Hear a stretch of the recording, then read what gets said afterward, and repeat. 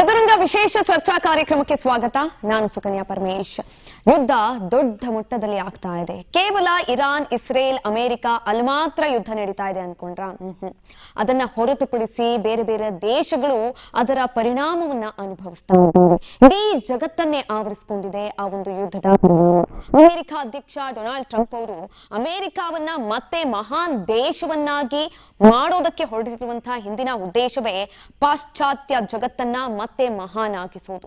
ಅವರ main reason ಅದೇ. ಜೊತೆಯಲ್ಲಿ ಇರಾನ್ ನಲ್ಲಿರುವಂತಹ ತೈಲ ಸಂಪತ್ತನ್ನ ಏನಾದ್ರೂ ಮಾಡಿ ತನ್ನ ವಶಕ್ಕೆ ಪಡೆದುಕೊಳ್ಳಬೇಕು ಅನ್ನುವಂತಹ ಒಂದೇ ಒಂದು ಉದ್ದೇಶದಿಂದ ಡೊನಾಲ್ಡ್ ಟ್ರಂಪ್ ಈ ರೀತಿಯಾಗಿ ಮಾಡ್ತಿದ್ದಾರೆ. ಈ ಒಂದೇ ಒಂದು ಅವರ ಹಠಮಾರಿತನದಿಂದ ಕೇವಲ ಅಲ್ಲಿರುವಂತಹ ಜನರಿಗಷ್ಟೇ ತೊಂದರೆ ಆಗ್ತಾ ಇಲ್ಲ. ಅದನ್ನು ಹೊರತುಪಡಿಸಿ ಪ್ರತಿಯೊಂದು ದೇಶದಲ್ಲಿರುವಂತಹ, ರಾಷ್ಟ್ರದಲ್ಲಿರುವಂತಹ ಎಲ್ಲಾ ಜನರು ಕೂಡ ಅದರ ಪರಿಣಾಮವನ್ನ ಇದೀಗ ಅನುಭವಿಸ್ತಾ ಇದ್ದಾರೆ. ಇದರಿಂದ ಗ್ಯಾಸ್ ಪ್ರಾಬ್ಲಮ್ ಆಗ್ತಾ ಇದೆ, ಗ್ಯಾಸ್ ಸಿಲಿಂಡರ್ಗಳು ಸಿಗ್ತಾ ಇಲ್ಲ, ಪೆಟ್ರೋಲ್ ಡೀಸೆಲ್ಗಳು ಸಿಗ್ತಾ ಇಲ್ಲ. ಪ್ರತಿನಿತ್ಯ ಪ್ರತಿ ಕ್ಷಣನೂ ಕೂಡ ಅವರ ಜೀವನ ಅಸ್ತವ್ಯಸ್ತ ಆಗಿದೆ. ಹಾಗಾದ್ರೆ ಇವಾಗ ಆಗಿರುವಂತಹ ಪರಿಸ್ಥಿತಿಗೆ ಏನೆಲ್ಲ ಮಾಡ್ಕೊಂಡ್ರೆ ಅದರಿಂದ ಕಮೌಟ್ ಆಗಬಹುದು, ಈ ಎಲ್ಲಾ ವಿಚಾರಗಳ ಬಗ್ಗೆ ಇವತ್ತಿನ ಚರ್ಚಾ ಕಾರ್ಯಕ್ರಮದಲ್ಲಿ ಚರ್ಚೆ ಮಾಡ್ತಾ ಹೋಗೋಣ. ಅದಕ್ಕಿಂತ ಮುಂಚೆ ನಾನು ಗೆಸ್ಟ್ ಅನ್ನ ವೆಲ್ಕಮ್ ಮಾಡ್ತೀನಿ. ನಮ್ಮ ಜೊತೆ ಇದ್ದಾರೆ ಆಟೋ ಚಾಲಕರಾದಂತಹ ಶ್ರೀನಿವಾಸ್ ಸರ್. ಕಾರ್ಯಕ್ರಮಕ್ಕೆ ಸ್ವಾಗತ. ಜೊತೆಯಲ್ಲಿ ಇನ್ನೂ ಕೂಡ ಬರ್ತಾ ಇದ್ದಾರೆ. ಅವರನ್ನ ಬಂದ ನಂತರ ನಾನು ಕಾರ್ಯಕ್ರಮಕ್ಕೆ ವೆಲ್ಕಮ್ ಮಾಡ್ಕೊಳ್ತೀನಿ. ಸರ್, ಇದೀಗ ಮೊದಲನೇದಾಗಿ ನಿಮ್ಗೆ ಪ್ರಶ್ನೆ ಕೇಳ್ತಾ ಹೋಗ್ತೀನಿ. ಗ್ಯಾಸ್ ಸಿಗ್ತಾ ಇಲ್ಲ, ಕ್ಯೂನಲ್ಲಿ ನಿಲ್ತಾ ಇದ್ದೀವಿ. ಇನ್ನು ಕೇವಲ ಅಡ್ಗೆಗೆ ಬಳಸುವಂತಹ ಅಥವಾ ವಾಣಿಜ್ಯ ಬಳಕೆಗೆ ಬಳಸುವಂತಹ ಗ್ಯಾಸ್ ಅಷ್ಟೇ ಅಲ್ಲ, ನೀವು ಕೂಡ ಆಟೋಗಳಿಗೆ ಗ್ಯಾಸ್ ಅನ್ನ ಹಾಕ್ತೀರಾ, ನಿಮ್ಗೂ ಕೂಡ ಸಿಗ್ತಾ ಇಲ್ಲ. ಏನ್ ಹೇಳ್ತೀರಾ ಸರ್? ಈಗ ಏನು ಯುದ್ಧ ಪ್ರಾರಂಭ ಆಗೋದಕ್ಕಿಂತ ಮುಂಚೆನೆ ನಮ್ಮ ದೇಶದಲ್ಲಿ ಒಂದು ಈ ರೀತಿಯಾದಂಥ ಎಚ್ಚರಿಕೆ ಸಂದೇಶ ಇತ್ತು. ಅದನ್ನು ನಾವು ಸರಿಯಾಗಿ ನಿಭಾಯಿಸಲಿಕ್ಕೆ ಹೋಗಿಲ್ಲ. ಇವತ್ತು ಏನಾಗಿದೆ ಪರಿಸ್ಥಿತಿಗಳು ಅಂದರೆ, ದೊಡ್ಡ ಮಟ್ಟದಲ್ಲಿ ಬೆಲೆ ಏರಿಕೆಗಳಾಗ್ತಾ ಇವೆ. ಆಟೋಗೆ ಉಪಯೋಗಿಸುವಂಥ ಅನಿಲಗಳು ದೊಡ್ಡ ಮಟ್ಟದಲ್ಲಿ ಬೆಲೆ ಏರಿಕೆ ಆಗ್ತಾ ಇದೆ, LPGದು. ಅದೇ ರೀತಿ ಇವತ್ತು ಯಾವ ಮಟ್ಟಕ್ಕೆ ಹೋಗಿದೆ ಅಂದರೆ, ಒಂದು 100 ರೂಪಾಯಿ ಅಷ್ಟು ತಲುಪಿದೆ. 100 ರೂಪಾಯಿ ಪರ್ ಲೀಟ್ರ್, ಒಂದು ಲೀಟ್ರಿಗೆ 100 ರೂಪಾಯಿ ಬೆಲೆ ತಲುಪಿದೆ. ನಾವೇನು ಮಾಡೋದು? ನಮ್ಮಂಥ ದುಡ್ಕೊಂಡು ತಿನ್ನೋವಂಥ ಜನ ಇವತ್ತು ಪ್ರಯಾಣಿಕರು ಕೇಳಿದ್ರೆ ಕೊಡ್ತಾರ? ಈ ದೊಡ್ಡ ಮಟ್ಟದ 40 ರೂಪಾಯಿ ಅಷ್ಟು ಹೆಚ್ಚಳ ಆಗಿದೆ. 40 ರೂಪಾಯಿ ಒಂದು ಲೀಟ್ರಿಗೆ ಹೆಚ್ಚಳ ಆಗ್ತು ಅಂದರೆ ನಾವು ಒಂದು 6 ಲೀಟ್ರು ಉಪಯೋಗಿಸ್ತೀವಿ. ಹೆಚ್ಚು ಕಡಿಮೆ 4 24 240 ರೂಪಾಯಿ ಅಷ್ಟು ಹೆಚ್ಚಳ. ನಾವು ದುಡಿಮೆ ಎಲ್ಲ ಈ ಹೆಚ್ಚಳಕ್ಕೆ ನಾವು ಕೊಡಬೇಕಾದಂಥ ಪರಿಸ್ಥಿತಿ ನಿರ್ಮಾಣ ಆಗಿದೆ. ಮುಖ್ಯವಾಗಿ ಇದು ಮುನ್ನೆಚ್ಚರಿಕೆ ಕ್ರಮ ಕೈಗೊಳ್ಳಬೇಕಾಗಿತ್ತು ಕೇಂದ್ರ ಸರ್ಕಾರ. ಇವತ್ತು ಇಸ್ರೇಲ್ ಮತ್ತು ಅಮೆರಿಕ ಏನು ಮುನ್ನೆಚ್ಚರಿಕೆ ನಾವು ದಾಳಿ ಮಾಡ್ತೀವಿ ಇರಾನ್ ಮೇಲೆ ಅಂತ ಯಾವ ರೀತಿಯಾಗಿ ಮೊದಲೇ ಘೋಷಣೆ ಮಾಡಿತ್ತು, ಅದು ನಾವು ಎಚ್ಚೆತ್ತುಕೊಂಡು ಸಾಕಷ್ಟು ನಮಗೆ ಎಷ್ಟು ಇಂಧನ ಬೇಕು ನಮ್ಮ ದೇಶಕ್ಕೆ ಆ ಇಂಧನವನ್ನು ಶೇಖರಣೆ ಮಾಡಬೇಕಾಗಿತ್ತು. ಇಷ್ಟು ಹಾಹಾಕಾರ ಬರ್ತಿರಲಿಲ್ಲ. ಇವತ್ತೇನಾಗಿದೆ ಅಂದರೆ, ಚಿಕ್ಕ ಪುಟ್ಟ ಹೋಟೆಲ್ಗಳು ಸಹ ಫುಟ್ಪಾತ್ನಲ್ಲಿ ಮಾಡ್ತಿದ್ದಂಥ ಹೋಟೆಲ್ ತಿಂಡಿ ಮಾಡೋರು ಸಹ ಇವತ್ತು ನಿಲ್ಲಿಸ್ಬಿಟ್ಟಿದ್ದಾರೆ. ಕಾರಣ ಏನಂದರೆ ಗ್ಯಾಸ್ ಸಿಗ್ತಾ ಇಲ್ಲ. ಅದೇ ರೀತಿ ಜೀವನಕ್ಕೂ ಕಷ್ಟ ಅಲ್ಲ, ಮುಚ್ಚೇ ಬಿಟ್ಟಿದ್ದಾರೆ. ಅವ್ರ ಜೀವನ ಏನು ಅನ್ನೋದೇ ಪ್ರಶ್ನೆ. ಇವಾಗ ಇದು ಇನ್ನೂ ಮುಂದುವರೆದ್ರೆ ಇದೇ ರೀತಿ ಇಡೀ ನಮ್ಮ ಬದುಕು ಇವತ್ತು ನಿಂತೋಗುವಂಥ ಪರಿಸ್ಥಿತಿ ನಿರ್ಮಾಣ ಆಗ್ತಾ ಇದೆ. ಸರ್ಕಾರ ಕೂಡಲೇ ಕ್ರಮ ತಗೊಳ್ಬೇಕು. ಈ ಪ್ರೈವೇಟ್ ಏನು ಗ್ಯಾಸ್ ಬಂಕ್ಗಳು ಏನಿವೆ, ಆ ಗ್ಯಾಸ್ ಬಂಕು ಮನಸೋ ಇಚ್ಛೆ ಇವತ್ತು ತಮ್ಮ ಲೀಟರ್ನ ಬೆಲೆಗಳನ್ನು ಜಾಸ್ತಿ ಮಾಡ್ತಾ ಇವೆ, ಗ್ಯಾಸ್ ಬೆಲೆಗಳನ್ನು. ಇದನ್ನು ನಾವು ಖಂಡಿಸೋದು ಒಂದೇ ಅಲ್ಲ, ಜನಸಾಮಾನ್ಯರಿಗೆ ಕೂಡಲೇ ಸರ್ಕಾರ ಮಧ್ಯಪ್ರವೇಶ ಮಾಡಬೇಕು. ಕೇಂದ್ರ ಸರ್ಕಾರ ಇಷ್ಟೆಲ್ಲ ನಾವು ವಿಶ್ವದಲ್ಲೇ ಬುದ್ಧಿವಂತರು ಅಥವಾ ವಿಶ್ವಗುರು ಅಂತ ಹೇಳ್ಕೊಳ್ಳುವಂಥ ಕೇಂದ್ರ ಸರ್ಕಾರ ಇವತ್ತೇನು ಮಾಡ್ತಾ ಇದೆ? ಜನಸಾಮಾನ್ಯರ ಮೇಲೆ ಇಷ್ಟೆಲ್ಲ ದಾಳಿ ದಬ್ಬಾಳಿಕೆಗಳು ಬರ್ತಾ ಇವೆ ಅಂತದ್ದು ಅದಕ್ಕೆ ಮುನ್ನೆಚ್ಚರಿಕೆ ಇರಲಿಲ್ವಾ ಅನ್ನೋ ರೀತಿನಲ್ಲಿ ನಾವು ಪ್ರಶ್ನೆ ಮಾಡಬೇಕಾಗಿದೆ. 14 ದಿನ ಆಗಿದೆ, ಇನ್ನು ಮುಂದುವರೆದ್ರೆ ಏನು ಪರಿಸ್ಥಿತಿ ಅನ್ನೋದು ಇವತ್ತು ದೊಡ್ಡ ಪ್ರಶ್ನೆ ಆಗಿದೆ. ಹಾಗಾಗಿ ಕೂಡಲೇ ಸರ್ಕಾರ ಮಧ್ಯಪ್ರವೇಶ ಮಾಡಬೇಕು, ಇದನ್ನು ನಿಯಂತ್ರಣಕ್ಕೆ ತರಬೇಕು ಅಂತ ನಾವು ಒತ್ತಾಯ ಮಾಡ್ತೀವಿ. ಸರ್, ಇನ್ನೊಂದು ಕಡೆನಲ್ಲಿ ರಷ್ಯಾದಿಂದ ಪೆಟ್ರೋಲ್ ಅನ್ನ ತೆಗೆದುಕೊಳ್ಳೋದಕ್ಕೆ ಅಮೆರಿಕ ಪರ್ಮಿಷನ್ ಅನ್ನ ಕೊಟ್ಟಿದೆ. ಜೊತೆಯಲ್ಲಿ ನಾವು ಎಂತ ಪರಿಸ್ಥಿತಿಗೆ ಹೋಗಿದ್ದೀವಿ ಅಂತ ಅಂದ್ರೆ, ಅಮೆರಿಕ ಪರ್ಮಿಷನ್ ಕೊಡುವಂತ ಪರಿಸ್ಥಿತಿಗೆ ಹೋಗಿರುವಂತದ್ದು. ಏನ್ ಹೇಳ್ತೀರಾ ಸರ್ ಇದಕ್ಕೆ? ನಾಚಿಕೆ ಆಗ್ಬೇಕು ನಮಗೆ. ನಾವು ದೇಶ ನಡೆಸುವಂತ ಇಡೀ ಪ್ರಪಂಚದಲ್ಲೇ ಅತಿ ಹೆಚ್ಚು ಜನಸಂಖ್ಯೆ ಇರುವಂತ ದೇಶ ನಮ್ದು. ಇವತ್ತು ರಷ್ಯಾ ಕೇಳಿ ನಾವು ನಮ್ಮ ದೇಶದ ವಿದೇಶಾಂಗ ನೀತಿಯನ್ನ ಇವತ್ತು ಇದು ಮಾಡಬೇಕಾಗಿದೆ, ಮುಂದುವರಿಬೇಕಾಗಿದೆ. ಯಾವುದು ಸಾರಿ ಅಮೆರಿಕ ಮತ್ತು ಇಸ್ರೇಲ್ ಕೇಳಿ ನಮ್ಮ ವಿದೇಶಾಂಗ ನೀತಿಯನ್ನು ರೂಪಿಸಬೇಕಾಗಿದೆ. ಆ ರೀತಿಯಾದಂಥ ವಾತಾವರಣ ಸೃಷ್ಟಿಯಾಗಿದೆ.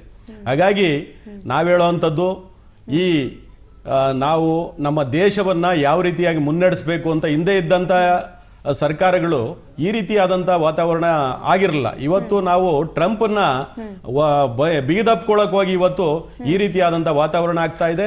ರಷ್ಯಾದಿಂದ ರೂಪಾಯಿ ವಿನಿಮಯ ರೀತಿನಲ್ಲಿ ನಮಗೆ ಕ್ರೂಡ್ ಆಯಿಲ್ ಏನು ಬರ್ತಿತ್ತು, ಆ ಕ್ರೂಡ್ ಆಯಿಲ್ ಅನ್ನ ಇವತ್ತು ಡಾಲರ್ ಕೊಟ್ಟು ಪರ್ಚೇಸ್ ಮಾಡುವಂಥ ವಾತಾವರಣ ಸೃಷ್ಟಿಯಾಗಿದ್ದಕ್ಕೆ ಇದೆಲ್ಲ ನಮ್ಮ ವಿದೇಶಾಂಗ ನೀತಿ ಇರುವಂತ ಕಾರಣ. ಇದೆಲ್ಲ ವಿದೇಶಾಂಗ ನೀತಿನೇ ಕಾರಣ ಅಂತ ನಾನು ಹೇಳಕ್ ಬಯಸ್ತೀನಿ. ಸರ್, ನೀವು ಆಟೋ ಡ್ರೈವರ್ ಮಾಡ್ತಿದ್ದೀರಾ, ಅದನ್ನ ಹೊರತುಪಡಿಸಿ ಬೇರೆ ಯಾವ್ದಾದ್ರು ನಿಮ್ಗೆ ಕೆಲಸ ಕಾರ್ಯ ಆ ಥರದ್ದು ಏನಾದ್ರೂ ಗೊತ್ತಾ? ಯಾಕಂತಂದ್ರೆ ನೋಡಿ, ಇವಾಗ ಸದ್ಯಕ್ಕೆ ರೇಟ್ಗಳು ಜಾಸ್ತಿ ಆಗ್ತಾ ಇದೆ, ದರ ಜಾಸ್ತಿ ಆಗ್ತಾ ಇದೆ, ಅದರಿಂದ ನಿಮ್ಮ ಜೀವನಕ್ಕಂತೂ ಹೊಡೆತ ಬಿದ್ದಿದೆ. ಏನಪ್ಪ ಮುಂದಕ್ಕೆ, ಹೆಂಗಪ್ಪ ನನ್ನ ಜೀವನ, ನಾನು ಹೆಂಗಪ್ಪ ಮುಂದಕ್ಕೆ ಹೋಗೋದು ಅನ್ನುವಂಥ ಕ್ವಶನ್ ಮಾರ್ಕ್ ನಿಮ್ಗಂತೂ ಇದೆ. ಹಾಗಾಗಿ ಬೇರೆ ಮಾರ್ಗದಲ್ಲಿ ಏನಾದ್ರೂ ಹೋಗಿ ತಮ್ಮ ಜೀವನವನ್ನ ನೋಡ್ಕೊಳ್ಳುವಂತ ಪರಿಸ್ಥಿತಿ ನಿಮ್ಗಿದ್ಯಾ ಸರ್? ಇಲ್ಲ ಮೇಡಮ್, ನಾನು ಸುಮಾರು 37 ವರ್ಷಗಳಿಂದ ಬರೀ ಆಟೋನೇ ಓಡಿಸ್ಕೊಂಡಿದ್ದೀನಿ. ನನಗೆ ಬೇರೆ ವೃತ್ತಿನೇ ಗೊತ್ತಿಲ್ಲ. ಆಟೋ ಓಡಿಸೋದ್ ಬಿಟ್ರೆ ನನಗೆ ಬೇರೆ ವೃತ್ತಿ ಗೊತ್ತಿಲ್ಲ. ಹಾಗಾಗಿ ಇವತ್ತೇನಾಗಿದೆ, ನಮ್ಮ ಕುಟುಂಬ ನನ್ನ ಸಂಪಾದನೆ ಮೇಲೆ ಇವತ್ತು ಡಿಪೆಂಡ್ ಆಗಿದೆ. ನಾನು ಮನೆ ಬಾಡಿಗೆ ಕಟ್ಟಬೇಕು, ನಾನು ಗಾಡಿಗೆ ಸಾಲ ಕಟ್ಟಬೇಕು, ಅದೇ ರೀತಿ ನಮ್ಮ ಇತರೆ ಖರ್ಚುಗಳು ಏನು ಕರೆಂಟ್ ಬಿಲ್ಲು, ನೀರು ಬಿಲ್ಲು, ಗ್ಯಾಸ್ ಬಿಲ್ಲು, ಇತರೆ ಎಲ್ಲಾ ವೆಚ್ಚಗಳು ಕನಿಷ್ಠ ಪಕ್ಷ ನಮ್ಗೆ ಒಂದು ಕುಟುಂಬ ಸಾಕ್ಬೇಕಂದ್ರೆ 30,000 ರೂಪಾಯಿ ಬೇಕಾಗಿದೆ. ಆ ರೀತಿಯಾದಂತ ವಾತಾವರಣ ಬೆಂಗಳೂರಿನಲ್ಲಿ ನಾವು ಜೀವನ ಮಾಡ್ಬೇಕಂದ್ರೆ. ಹಾಗಾಗಿ ಇದನ್ನೆಲ್ಲ ಬರ್ಸ್ಬೇಕು ಅಂದ್ರೆ ನಾವು ಆಟೋ ಓಡಿಸ್ಕೊಂಡೇ ಬರ್ಸ್ತಾ ಇದ್ದೀವಿ. ಅದರೊಳಗೆ 8 ರಿಂದ 12, 14 ಗಂಟೆಗಳ ಆಟೋ ಓಡಿಸ್ತಾ ಇದ್ದೀವಿ. ಹೀಗಾಗಿ ಇವತ್ತು ನಮ್ಮ ಕುಟುಂಬ ಈ ನಮ್ಮ ಆಟೋ ಓಡಿಸಿ ಜೀವನ ಮಾಡೋ ರೀತಿ ಮೇಲೆ ಡಿಪೆಂಡ್ ಆಗಿದೆ. ಸರ್, ಗ್ಯಾಸ್ ಅಭಾವ ಆಗ್ತಾ ಇದೆ. ನಿಮ್ಮ ಆಟೋದನ್ನ ಹೊರತುಪಡಿಸಿ ಮನೆಗಳಿಗೂ ಕೂಡ ಸಿಲಿಂಡರ್ಗಳು ಸಿಗ್ತಾ ಇಲ್ಲ. ಆದರೆ ವಾಣಿಜ್ಯ ಬಳಕೆಯ ಸಿಲಿಂಡರ್ಗಳಿಗೆ ಒಂದು ಸ್ವಲ್ಪ ಅಭಾವ ಉಂಟಾಗಿರುವಂಥದ್ದು. ಗ್ಯಾಸ್ ಏನು ಮನೆಯಲ್ಲಿ ನಾವು ಉಪಯೋಗ ಬಳಸ್ತೀವಿ, ಗೃಹ ಬಳಕೆಯ ಗ್ಯಾಸ್ ಏನಿದೆ, ಅದಕ್ಕೆ ಯಾವುದೇ ರೀತಿಯಾದಂಥ ಪ್ರಾಬ್ಲಮ್ ಇಲ್ಲ. ನಿಮ್ಗೇನಾದರೂ ಅದು ಪ್ರಾಬ್ಲಮ್ ಆಗಿದೆಯಾ? ನಿಮ್ಮ ಮನೆಯಲ್ಲಿ ಸ್ಟಾಕ್ ಏನಾದರೂ ಇದೆಯಾ? ಇಲ್ಲ ಮೇಡಮ್, ನಮ್ಮಲ್ಲೇ ನಾವು ಒಂದು ಗ್ಯಾಸ್ 2 ಇದೆ, 1+1 ಸಿಲಿಂಡರ್ ಇದೆ. ಆದ್ರೆ ಒಂದು ಸಿಲಿಂಡರ್ ನಾವು ಇಟ್ಕೊಂಡಿದೀನಿ, ಇನ್ನೊಂದು ಸಿಲಿಂಡರ್ ಖಾಲಿ ಆಗಿದೆ. ಇವಾಗ ಪರಿಸ್ಥಿತಿ ಇನ್ನೂ ಬಿಗಡಾಯಿಸ್ತಾ ಇದೆ. ಏನಾಗಬಹುದು ಅಂತಾನೆ ಗೊತ್ತಾಗ್ತಾ ಇಲ್ಲ. ಹಾಗಾಗಿ ಸರ್ಕಾರ ಕೂಡಲೇ ಈ ಗ್ಯಾಸ್ ಅನ್ನ ಏನು ವಿದೇಶದ ಈ ರಿಸರ್ವ್ ಏನಿದೆ ಗ್ಯಾಸ್, ಅದನ್ನ ಕ್ರೂಡ್ ಆಯಿಲ್ ರಿಸರ್ವ್ ಇರಬೇಕಾಗಿದ್ದನ್ನ ಇವತ್ತು ಅಷ್ಟು ಶೇಖರಣೆ ಮಾಡಿಲ್ಲ ಅಂತ ನನ್ನ ಅನಿಸಿಕೆ ಮೇಡಮ್. ಓಕೆ ಸರ್, ಆಕ್ಚುಲಿ ಏನಂತ ಅಂದ್ರೆ ಎಷ್ಟು ಅಭಾವ ಶುರುವಾಗ್ತಾ ಇದೆ ಅಂತ ಅಂದ್ರೆ ಎಲ್ಲದಕ್ಕೂ ಕೂಡ ಸಾಮಾನ್ಯವಾಗಿ ನಾವೇನೇ ಮಾಡಬೇಕು ಅಂತ ಅಂದ್ರೂ ಕೂಡ ಗ್ಯಾಸ್ ಅನ್ನೋದು ತುಂಬಾ ಇಂಪಾರ್ಟೆಂಟ್ ಆಗಬೇಕಾಗತ್ತೆ. ಟೈಮ್ ಮ್ಯಾನೇಜ್ ಮಾಡೋದಕ್ಕಾಗಿರ್ಬೋದು, ಪ್ರತಿಯೊಂದಕ್ಕೂ ಕೂಡ. ಶಾಲಾ ಕಾಲೇಜ್ಗೆ ಹೋಗುವಂಥ ಮಕ್ಳು ಇರ್ತಾರೆ ಮನೆಯಲ್ಲಿ, ನೀವು ಆಫೀಸ್ಗಳಿಗೆ ಹೋಗ್ತಿರ್ತೀರಾ ಅಥವಾ ನೀವೇನೋ ಕೆಲಸಕ್ಕೆ ಹೋಗ್ತಾ ಇರ್ತೀರಾ. ಆ ಸಂದರ್ಭದಲ್ಲಿ ಎಲ್ಲಾ ಟೈಮಲ್ಲೂ ಕೂಡ ಒಲೆ ಹಾಕ್ಬಿಟ್ಟು ಅಡುಗೆ ಮಾಡ್ಕೊಂಡು ಕುತ್ಕೊಳ್ಳೋದಕ್ಕಾಗಲ್ಲ. ನಿಮ್ಮ ಮನೆಯಲ್ಲಿ ಇರುವಂಥ ಹೆಣ್ಮಕ್ಳಿಗೂ ಕೂಡ ಅದು ಕಷ್ಟ ಆಗೋಕೆ ಶುರು ಆಗುತ್ತೆ. ಹಾಗಾಗಿ ನಿಮ್ಮ ಮನೆಯಲ್ಲಿ ಒಲೆ ಹಾಕಿ ಅಡುಗೆ ಮಾಡುವಂತಹ ಪ್ರವೃತ್ತಿ ಏನಾದರೂ ಶುರುವಾಗಿದೆಯಾ ಇವಾಗ ಅಂತ? ಸದ್ಯಕ್ಕಿಲ್ಲ. ಇನ್ನೊಂದು ವಾರಗಳು ಕಳ್ಕೊಂಡ್ರೆ ಅದು ನಾವು ಯೋಚನೆ ಮಾಡ್ತಾ ಇದ್ದೀನಿ. ಸೌದೆ ಏನು 30-20 ವರ್ಷಗಳ ಹಿಂದೆ ಸೌದೆನಲ್ಲಿ ಏನು ಉರಿಸ್ತಿದ್ವಿ, ಆ ರೀತಿಯಾದಂತ ವಾತಾವರಣ ಸೃಷ್ಟಿ ಆಗ್ಬೋದು ಇದೇ ರೀತಿ ಮುಂದುವರೆದ್ರೆ ಯುದ್ಧ ಅಂತ ನನ್ನ ಅನಿಸಿಕೆ. ಒಂದು ನಮ್ಮ ಭಾರತ ಸರ್ಕಾರ ಬಹಳ ಎಚ್ಚೆತ್ಕೊಳ್ಬೇಕಾಗಿತ್ತು. ಈ ರೀತಿಯಾದಂತ ವಾತಾವರಣ ಯಾವಾಗ್ಲೂ ಆಗಿರ್ಲಿಲ್ಲ. ಈ 20 ವರ್ಷಗಳಲ್ಲಿ ಇದೇ ಮೊದಲು ಈ ರೀತಿಯಾದಂತ ವಾತಾವರಣ ಸೃಷ್ಟಿಯಾಗಿರೋದಿಲ್ಲ. ಅಷ್ಟೆಲ್ಲ ಆಗಿದ್ದು ಗಲ್ಫ್ ವಾರ್ಗಳು ಆದಾಗ ಇರಾಕ್ ಮೇಲೆ ಇಷ್ಟು ಹಾಹಾಕಾರ ಸೃಷ್ಟಿ ಆಗಿರ್ಲಿಲ್ಲ. ಈಗ ಏನು ಗಲ್ಫ್ ವಾರ್ ನಡೀತಾ ಇದೆ ಅದು ದೊಡ್ಡ ಮಟ್ಟದಲ್ಲಿ ಹೋಗುವಂತ ಸಾಧ್ಯತೆಗಳಿವೆ. ಕೂಡಲೇ ಸರ್ಕಾರ ಮಧ್ಯಪ್ರವೇಶ ಮಾಡಿ ಈ ಯುದ್ಧವನ್ನ ನಿಲ್ಲಿಸೋ ರೀತಿಯಲ್ಲಿ ಎಲ್ಲಾ ಪ್ರಯತ್ನಗಳನ್ನು ಮಾಡಬೇಕು ಅಂತ ಹೇಳಿ ನಾನು ಒತ್ತಾಯಿಸ್ತೀನಿ. ಸರ್ ನೋಡಿ, ಬೇರೆ ರಾಜ್ಯದಲ್ಲಿ ಯಾವ ರಾಜ್ಯದಲ್ಲೂ ಕೂಡ ಇಷ್ಟೊಂದು ಪ್ರಾಬ್ಲಮ್ ಇಲ್ಲ, ಏನು ಆಗ್ತಾ ಇಲ್ಲ. ಅಲ್ಲಿರುವಂತಹ ಜನ ಆರಾಮಾಗಿದ್ದಾರೆ, ಏನು ಆಗ್ತಾ ಇಲ್ಲ. ಗ್ಯಾಸ್ ಸಿಲಿಂಡರ್ಗೂ ಪರದಾಡ್ತಾ ಇಲ್ಲ, ಯಾವುದಕ್ಕೂ ಕೂಡ ಪರದಾಟ ಆಡ್ತಾ ಇಲ್ಲ. ಹಾಗಾಗಿ ಎಲ್ಲೋ ಒಂದ್ ಕಡೆ ನಮ್ಮ ರಾಜ್ಯದಲ್ಲೇ ಇದು ಜಾಸ್ತಿ ಆಗ್ತಾ ಇರುವಂಥದ್ದು. ನಾನು ನಿಮ್ಮ ಜೊತೆ ಮಾತನಾಡ್ತಾ ಹೋಗ್ತೀನಿ ಸರ್. ಅದಕ್ಕಿಂತ ಮುಂಚೆ ಈಗ ತಾನೇ ನಮ್ಮ ಜೊತೆ ಲೈವಲ್ಲಿ ಜಾಯಿನ್ ಆಗ್ತಾ ಇರುವಂತಹ ಹೋಟೆಲ್ ಮಾಲೀಕರಾದಂತಹ ಸಾಯಿರಾಮ್ ಪ್ರಸಾದ್ ಅವರನ್ನ ಕಾರ್ಯಕ್ರಮಕ್ಕೆ ಬರಮಾಡ್ಕೊಳ್ತೀನಿ. ಸರ್, ಕಾರ್ಯಕ್ರಮಕ್ಕೆ ಸ್ವಾಗತ. ಹಾ, ಕಾರ್ಯಕ್ರಮಕ್ಕೆ ಸ್ವಾಗತ ಸರ್. ನಮಸ್ತೆ ಸರ್. ಸರ್, ಇವಾಗ ಹೋಟೆಲ್ ಮಾಲೀಕರಾಗಿರುವಂತಹ ಹಿನ್ನೆಲೆಯಲ್ಲಿ ನಿಮ್ಗೊಂದೇ ಒಂದು ಪ್ರಶ್ನೆ ಕೇಳೋದಾದ್ರೆ, ನಾನು ಮೊದಲನೇದಾಗಿ ನೀವು ಬರ್ತಿದಂಗೆ ನನ್ನ ಮೈಂಡಲ್ಲಿ ಒಂದೇ ಒಂದು ಕ್ವಶನ್ ಬಂತು. ಏನಂದ್ರೆ, ಗ್ಯಾಸ್ ಅಭಾವ ಆಗ್ತಾ ಇದೆ, ವಾಣಿಜ್ಯ ಬಳಕೆಯ ಸಿಲಿಂಡರ್ಗಳಿಗೆ ಜಾಸ್ತಿ ಅಭಾವ ಉಂಟಾಗ್ತಾ ಇರುವಂಥದ್ದು. ಎಲ್ಲೋ ಒಂದ್ ಕಡೆ ನಿಮ್ದು 5 ಸ್ಟಾರ್ ಹೋಟೆಲ್ ಅಥವಾ 3 ಸ್ಟಾರ್ ಹೋಟೆಲ್ ಅಥವಾ ನಾರ್ಮಲ್ ಹೋಟೆಲ್ ಸರ್? ಮೊದಲನೇದಾಗಿ ಹೇಳ್ಬೇಕಾದ್ರೆ ನಾನು federation of Karnataka chamber of commerce senior vice president Prasad. Hotel ನಮ್ಮ ಇಂಡಸ್ಟ್ರಿ ಅಲ್ಲ. ಓಕೆ, ಅದೇ ಸರ್, ಇವಾಗ ಸದ್ಯಕ್ಕೆ ಆಗ್ತಾ ಇರುವಂತ ಈ ಒಂದು ಪರಿಸ್ಥಿತಿಗೆ ಏನ್ ಮೇನ್ ರೀಸನ್ ಅಥವಾ ನಿಮ್ಗೆ ಹೇಗೆ ಅದು ಪರಿಣಾಮ ಬೀರ್ತಾ ಇದೆ? ಪರಿಸ್ಥಿತಿ ಇವತ್ತಿನ ದಿವಸ ತಮ್ಗೆಲ್ಲರಿಗೂ ಗೊತ್ತಿದೆ, ಇಡೀ ಪ್ರಪಂಚಕ್ಕೆ ಗೊತ್ತಿದೆ. ಎಲ್ಲಿಂದ ಶುರು ಆಯ್ತು ಇದು ಅಂತೇಳಿ. ತೈಲ ಅಭಾವ ಇದೆ, ತೈಲ ಅಭಾವ ಮತ್ತೆ ಗ್ಯಾಸ್ ಅಭಾವ ಬರ್ತಾ ಇದೆ. ಯಾಕೆ ಅಂತಂದ್ರೆ ಈಗ ಪಾಶ್ಚಿಮಾತ್ಯ ದೇಶಗಳಲ್ಲಿ ವಾರ್ ನಡೀತಾ ಇದೆ, ಏನು ಯುದ್ಧ ನಡೀತಾ ಇದೆ. ಆ ಯುದ್ಧದ ಪರಿಣಾಮದಿಂದ ಇದು ಈ ತರ ಆಗ್ತಾ ಇದೆ. ಸರ್, ಹೋಟೆಲ್ಗಳು ಎಲ್ಲೋ ಒಂದ್ ಕಡೆ ಕ್ಲೋಸ್ ಆಗ್ತಾ ಇದೆ, ಜೊತೆಯಲ್ಲಿ ಎಲ್ಲರೂ ಕೂಡ ಸ್ಟಾಪ್ ಮಾಡ್ತಿದ್ದಾರೆ, ಮುಚ್ತಾ ಇದ್ದಾರೆ. ಅದರಲ್ಲಿ 3 ಸ್ಟಾರ್ಸ್ 5 ಸ್ಟಾರ್ಸ್ ಆ ಹೋಟೆಲ್ಗಳು ಕೂಡ ಇದೆ. ಆದ್ರೆ ಅದಕ್ಕೆ ಯಾವುದೇ ರೀತಿಯಾದಂತಹ ಪರಿಣಾಮ ಬೀರ್ತಾ ಇಲ್ಲ. ಅದು ಖುಷಿಯಾಗಿ ಆರಾಮಾಗಿ ತಮ್ಮ ಜೀವನವನ್ನು ಮಾಡ್ತಿದ್ದಾರೆ. ಜೊತೆಯಲ್ಲಿ ಎಲ್ಲಾ ಪದಾರ್ಥಗಳನ್ನು ಕೂಡ ಮೆನ್ಯೂನಲ್ಲಿ ಇಟ್ಟಿದ್ದಾರೆ. ಎಲ್ಲೋ ಒಂದ್ ಕಡೆ ಬೀದಿ ಬದಿನಲ್ಲಿ ಮಾಡ್ತಾ ಇದ್ದಂಥವ್ರು ಅಥವಾ ಚಿಕ್ಕ ಪುಟ್ಟ ಹೋಟೆಲ್ಗಳನ್ನ ನಡೆಸ್ತಾ ಇದ್ದಂಥವ್ರಿಗೆ ಅಷ್ಟೇ ಪ್ರಾಬ್ಲಮ್ ಆಗ್ತಾ ಇದೆ. ಇದಕ್ಕೆ ಏನ್ ಹೇಳ್ತೀರಾ? ಮೊದಲನೇದಾಗಿ ಹೇಳ್ಬೇಕಾದ್ರೆ, ಯಾವಾಗ್ಲೂ ಏನಾದ್ರೂ ಹೊಡೆತ ಬಿದ್ರೆ ತೀರಾ ಬಡವನ ಮೇಲೆನೆ ಫಸ್ಟ್ ಬಿಡೋದು. ಯಾಕೆ ಅಂತಂದ್ರೆ, ಈಗ ನೀವು ಹೇಳಿದ್ರಿ ಬೀದಿ ಬದಿ ವ್ಯಾಪಾರಿಗಳು ಅವರು ಚಿಕ್ಕದಾಗಿ ಚಿಕ್ಕ ಒಂದು ಸಿಲಿಂಡರ್ಗಳನ್ನ ಇಟ್ಕೊಂಡು ಅವತ್ತಿನ ದಿನಕ್ಕೆ ಎಷ್ಟು ಬೇಕೋ ಅಷ್ಟೇ ಮಾಡ್ತಾ ಇರ್ತಾರೆ. ನೀವು ಅವ್ರನ್ನ 7 star hotel, 5 star hotel, 3 star ಹೋಟೆಲ್ಗೆ ಹೋಲಿಸಿದ್ರೆ ಅವ್ರಿಗೆ ದಾಸ್ತಾನು ಒಂದು ವಾರಕ್ಕೆ 15 ದಿವಸಕ್ಕೆ ಒಂದು ತಿಂಗಳಿಗಾಗಷ್ಟು ದಾಸ್ತಾನ ಇಟ್ಕೊಳ್ಳುವಂಥ ಕೆಪಾಸಿಟಿ ಅವ್ರಗಳಲ್ಲಿ ಇರುತ್ತೆ. ಸೊ ಅದು ಮುಖ್ಯ ಕಾರಣ ಆಗುತ್ತೆ.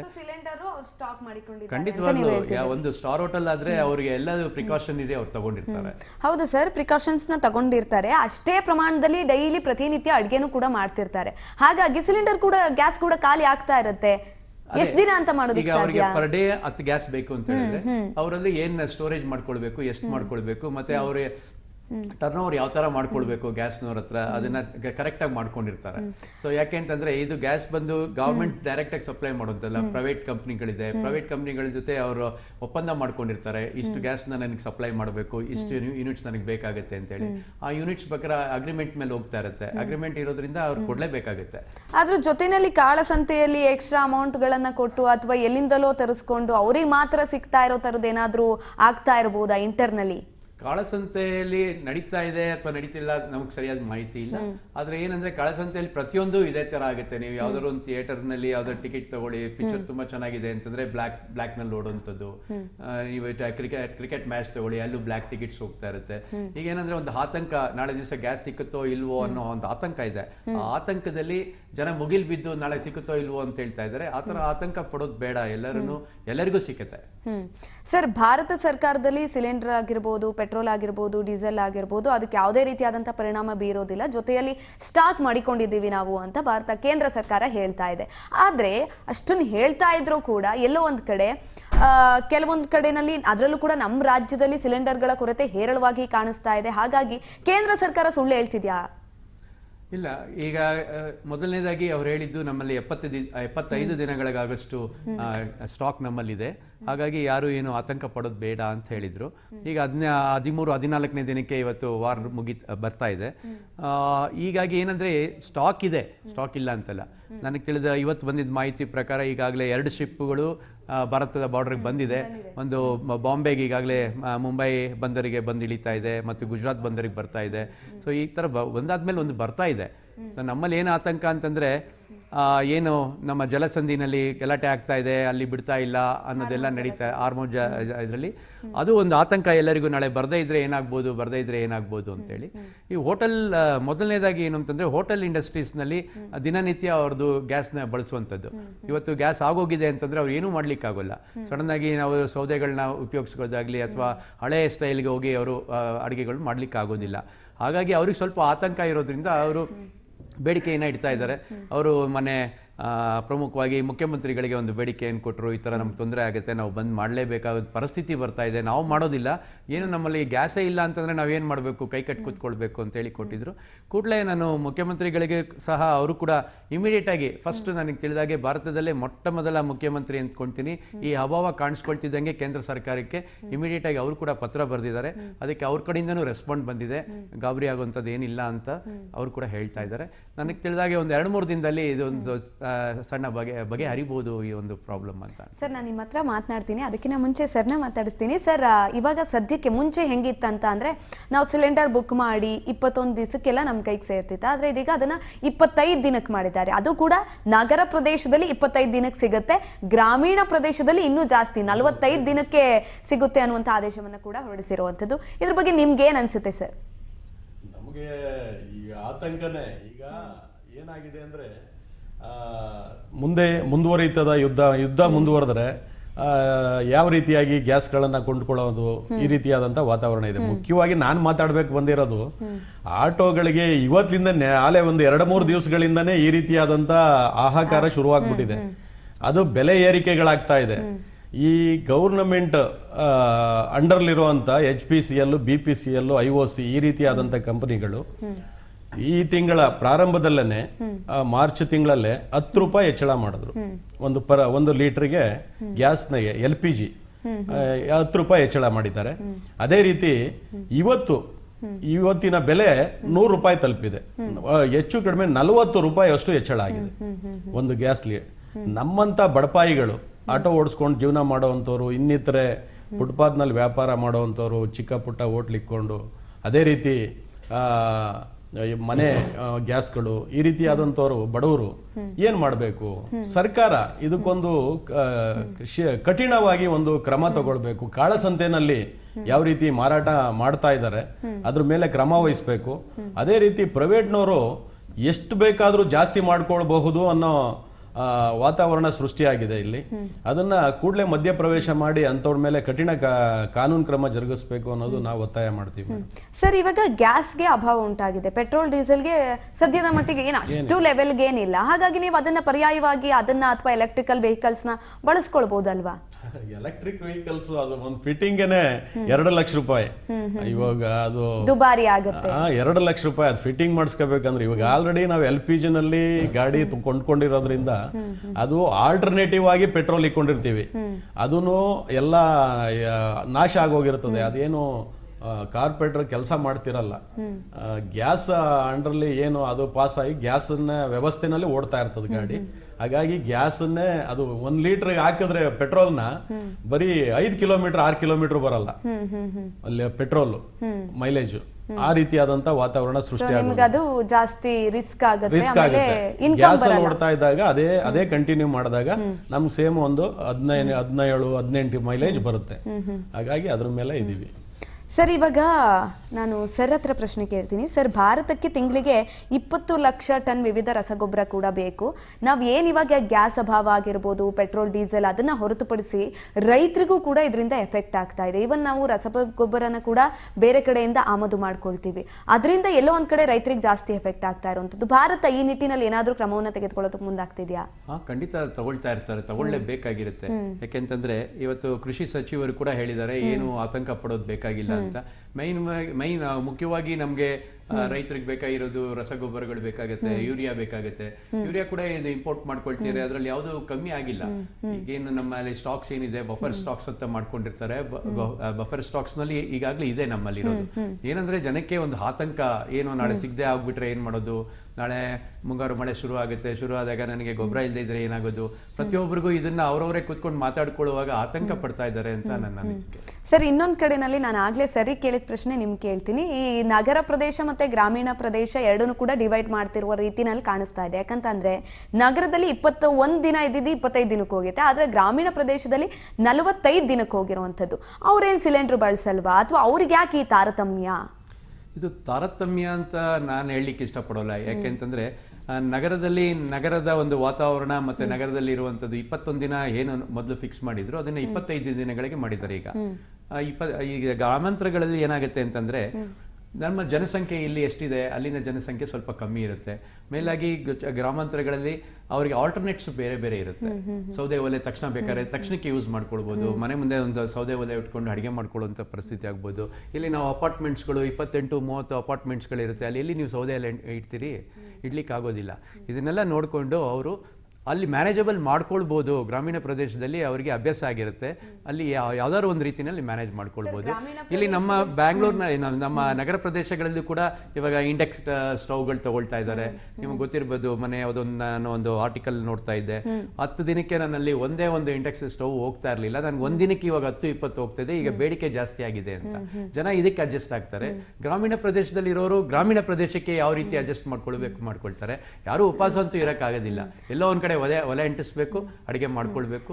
ಸರ್, ನೀವು ಹೇಳಿದ ಮಾತಿಗೆ ಒಂದೇ ಒಂದು ನೆನಪಾಗ್ತಿದೆ, ಗ್ರಾಮೀಣ ಪ್ರದೇಶದಲ್ಲಿ ಆಲ್ಟರ್ನೇಟಿವ್ ರೂಢಿಕೊಳ್ತಾರೆ ಅಂತ. ಆದ್ರೆ ಈಗ ಹೆಂಗಾಗ್ಬಿಟ್ಟಿದೆ ಅಂತ ಅಂದ್ರೆ, ಹಳ್ಳಿಗಾಡಲ್ಲಿರುವಂತಹ ಜನರು ಕೂಡ ನಗರ ಪ್ರದೇಶವನ್ನ ನೋಡಿ ಅಥವಾ ಅದರಿಂದ ಇನ್ಸ್ಪೈರ್ ಆಗಿ ಸಂಪೂರ್ಣವಾಗಿ ನಮಗೂ ಕೂಡ ಚಿಕ್ಕ ಪುಟ್ಟ ಮನೆಯೆಲ್ಲ ನಮಗೆ ಬೇಡ, ದೊಡ್ಡ ಮನೆ ಬೇಕು, ಆ ದೊಡ್ಡ ಮನೆಯಲ್ಲಿ ಒಲೆನೇ ಬೇಡ ನಮ್ಗೆ ಅನ್ನುವಂಥ ಮನಸ್ಥಿತಿ ಇರುವಂಥವ್ರು ಗ್ಯಾಸ್ ಬದಲಿಗೆ ಒಲೆ ಹಾಕ್ತಾರ ಸರ್ ಅವರು? ಎಲ್ಲಿ ನೀವು ಹೇಳ್ತಿರೋದು ಗ್ರಾಮೀಣ ಪ್ರದೇಶದಲ್ಲಿ? ಇಲ್ಲ, ಗ್ರಾಮೀಣ ಪ್ರದೇಶದಲ್ಲಿ ಏನು ಹಳೆ ಒಂದು ಸೊಗಡು ಈಗ ಉಳ್ಕೊಂಡಿದೆ. ಈಗಿನ ಮಕ್ಕಳು ತಾವ್ ಹೇಳ್ದಂಗೆ ತಮ್ಮ ಏಜಿನ ಮಕ್ಕಳು ನಾವು ಯಾರು ಇಲ್ಲಿ ಕೆಲಸ ಮಾಡೋಲ್ಲ, ನಾನು ಬ್ಯಾಂಗ್ಳೂರ್ಗೆ ಹೋಗ್ತೀನಿ, ಬ್ಯಾಂಗ್ಳೂರಲ್ಲೇ ಇರ್ತೀನಿ, ನಾನು ಪಿಜ್ಜಾ ಕಾರ್ನರ್ ಅಲ್ಲೇ ಊಟ ಮಾಡ್ತೀನಿ ಅನ್ನೋರು ಬಹಳ ಕಮ್ಮಿ ಇದ್ದಾರೆ.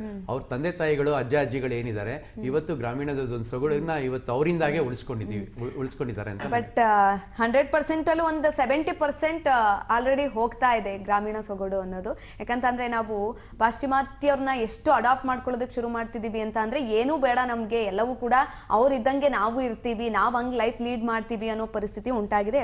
ನಾನು ಮಾತನಾಡ್ತಾ ಹೋಗ್ತೀನಿ. ಸರ್ರಿಗೆ ಒಂದು ಪ್ರಶ್ನೆ ಕೇಳ್ತೀನಿ. ಸರ್, 2022ರಲ್ಲಿ ಉಕ್ರೇನ್ ಮತ್ತೆ ರಷ್ಯಾ ನಡುವೆ ಒಂದು ಯುದ್ಧ ಕೂಡ ನಡೆಯುತ್ತೆ. ಆ ಸಂದರ್ಭದಲ್ಲೂ ಕೂಡ ಆಹಾರದ ಬಿಕ್ಕಟ್ಟು ಅನ್ನೋದು ಶುರುವಾಗುತ್ತೆ. ಇವಾಗ ಅದೇ ರೀತಿಯಾದಂಥ ಪರಿಸ್ಥಿತಿ ಕೂಡ ನಿರ್ಮಾಣ ಆಗ್ತಾ ಇರುವಂಥದ್ದು. ಇದ್ರ ಬಗ್ಗೆ ನಿಮ್ಗೆ ಏನ್ ನೀವು ಆಟೋ ಚಾಲಕರು, ಹೌದು, ನಿಮಗೆ ಗ್ಯಾಸ್ ಅಭಾವ ಆಗ್ತಾ ಇದೆ, ಆಟೋ ಓಡಿಸೋದಕ್ಕೆ ಕಷ್ಟ ಆಗ್ತಾ ಇದೆ, ಅದನ್ನ ಹೊರತುಪಡಿಸಿ ಊಟಕ್ಕೂ ಕೂಡ ಏನಾದ್ರೂ ಮಾಡ್ಕೊಳ್ಬೇಕಲ್ವಾ? ಅದೇ ತಾನೇ ಮೇನ್ ಆಗಿರುವಂಥದ್ದು. ಇಲ್ಲಿ ಬೆಲೆ ಏರಿಕೆಗಳಾಗ್ತಾ ಇರೋದು ದೊಡ್ಡ ಮಟ್ಟದಲ್ಲಿ ಬೆಲೆ ಏರಿಕೆಗಳಾಗ್ತಾ ಇವೆ. ಕೃತಕ ಅಭಾವಗಳನ್ನ ಸೃಷ್ಟಿ ಮಾಡ್ತಾ ಇದೆ. ಈ ಕೃತಕ ಅಭಾವಗಳನ್ನ ಇದ್ರ ಹೆಸರಿನಲ್ಲಿ, ಯುದ್ಧದ ಹೆಸರಿನಲ್ಲಿ ಅಭಾವ ಸೃಷ್ಟಿ ಮಾಡೋದನ್ನ ಈ ನಿಯಂತ್ರಣಕ್ಕೆ ತಗೊಳ್ಬೇಕಾಗತ್ತೆ. ಈ ಯುಕ್ರೇನ್ ಮತ್ತು ರಷ್ಯಾ ಯುದ್ಧ ಸುಮಾರು 4 ವರ್ಷಗಳಿಂದ ನಿರಂತರವಾಗಿ ನಡೀತಾ ಇದೆ. ಅದು ಆ ಸಂದರ್ಭದಲ್ಲಿ ಮಾತ್ರನೇ ಒಂದಿಷ್ಟು ಹಾಹಾಕಾರ ಶುರುವಾಗಿತ್ತು. ಈಗ ಇರದೇ ನಮ್ಮ ಹತ್ರ ಸ್ಟಾಕ್ ಇದ್ರೂ ಕೃತಕ ಅಭಾವಗಳನ್ನು ಸೃಷ್ಟಿ ಮಾಡುವಂಥವ್ರ ಮೇಲೆ ಹದ್ದಿನ ಕಣ್ಣಿಡಬೇಕಾಗತ್ತೆ ಸರ್ಕಾರ. ಬೆಲೆ ಏರಿಕೆ ಆಗೋದ್ರೊಳಗೆ 2 ಮಾತಿಲ್ಲ. ಹಾಗಾಗಿ ಬೆಲೆ ಏರಿಕೆ ಆಗುತ್ತೆ. ಹಾಗಾಗಿ ಸರ್ಕಾರ ಈ ಬೆಲೆ ಏರಿಕೆ ತಡೆಗಟ್ಟಲಿಕ್ಕೆ ಎಲ್ಲ ಕ್ರಮಗಳನ್ನು ವಹಿಸಬೇಕು ಅನ್ನೋದು ನನ್ನ ಅಭಿಪ್ರಾಯ. ಸರ್, ಲಾಕ್ಡೌನ್ ಪರಿಸ್ಥಿತಿ ಮತ್ತೆ ನಿರ್ಮಾಣ ಆಗುತ್ತೆ ಅನ್ಸುತ್ತಾ ನಿಮ್ಗೆ? ಖಂಡಿತ ಇಲ್ಲ. ಈಗಾಗಲೇ ಸ್ನೇಹಿತರು ಹೇಳ್ತಾ ಇದ್ರು ಕಠಿಣ ಕ್ರಮಗಳನ್ನ ತಗೊಳ್ಬೇಕು ಅಂತ. ಕೇಂದ್ರ ಸರ್ಕಾರದಲ್ಲಿ ಮೊನ್ನೆ ತಾವೆಲ್ಲ ನೋಡಿದ್ರೆ ಮಾಧ್ಯಮಗಳಲ್ಲೂ ಬಂದಿದೆ, ಎಸ್ಮಾ ಜಾರಿ ಮಾಡಿದ್ದಾರೆ.